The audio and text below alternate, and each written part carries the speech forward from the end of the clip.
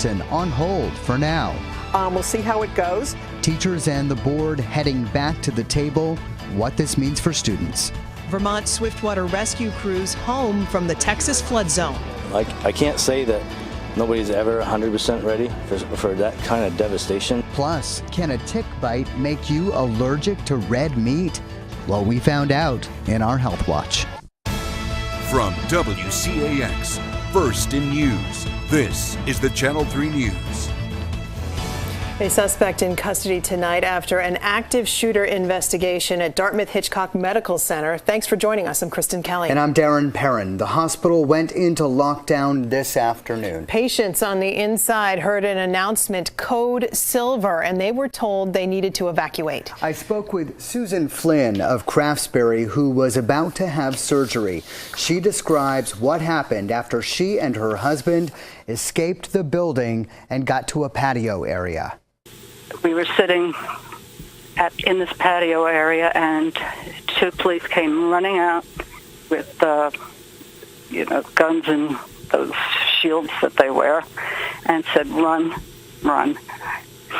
So we ran out of there, as fast as we could, and went on to the next location. And we kept moving and moving to different locations.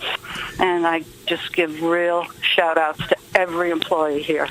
They're amazing. Everybody was very calm. Everybody was very professional. And they all knew what to do. Adam Sullivan has been following this all afternoon. Adam, what are you hearing now? Darren, there are lines and lines of cars that are usually leaving this facility around 3 o'clock, 4 o'clock in the afternoon for a shift change. However, that shift change has now been pushed back to 6 o'clock because many of these employees here at Dartmouth-Hitchcock, thousands of employees, have been unable to leave this facility. Here's what we know. Around 1:30 this afternoon, police in Lebanon got a report of an active shooter. Lebanon police were called, officers responded, SWAT teams were called in, the facility was locked down.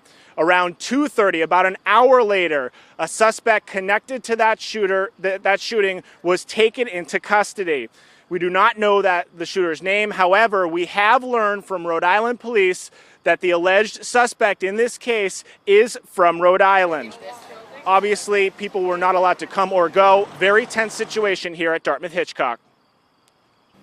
The incident took place at the ICU on the level 4 of the North Building. The suspect involved was apprehended without incident by Lebanon and Canaan officers as he was attempting to leave the grounds of the hospital. The incident is over, and there is no threat to the public.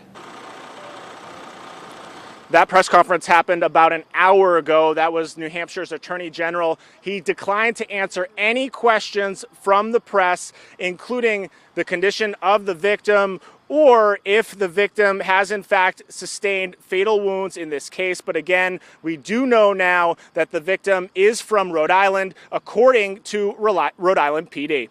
Darren, Kristen? Now, Adam, you have talked to a Vermonter who, was worried about what was going on in there. What are folks telling you? Darren, thousands of employees work at this facility. I think upwards of 6,000 employees, many from New Hampshire and many from Vermont. When I first arrived on scene this afternoon, I talked to a gentleman from Vershire whose fiance is a registered nurse at this facility. She began texting him this afternoon shortly after this incident happened, saying she was scared, saying that she didn't know what was going on. She saw SWAT teams going by, that she saw that the facility was being locked down. Luckily, she was able to give him updates, and they were able to communicate and let each other know that the suspect had been apprehended. That obviously alleviated some of the stress between these two loved ones, but obviously not completely, because it was a very tense situation here at Dartmouth-Hitchcock, and those emotions, again, shared by thousands throughout this facility. Darren? Adam Sullivan reporting live for us. Thank you very much. And it was obviously a very frightening scene to be there. And Channel 3's Priscilla Ligori has been speaking with patients and staff. And Priscilla, what have they been telling you?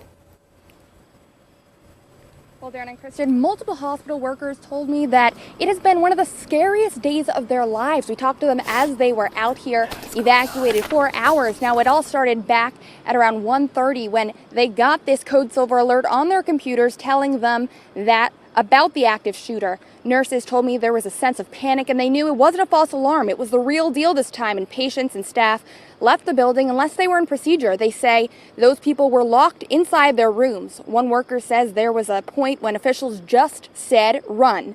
We spoke with a little boy who had to abruptly leave his ear doctor appointment.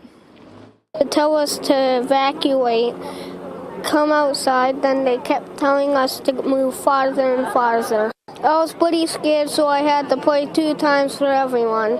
People just started yelling, run, so we ran, we hid, and then we were hiding inside. Now, hospital workers were handing out water bottles to help people withstand the heat.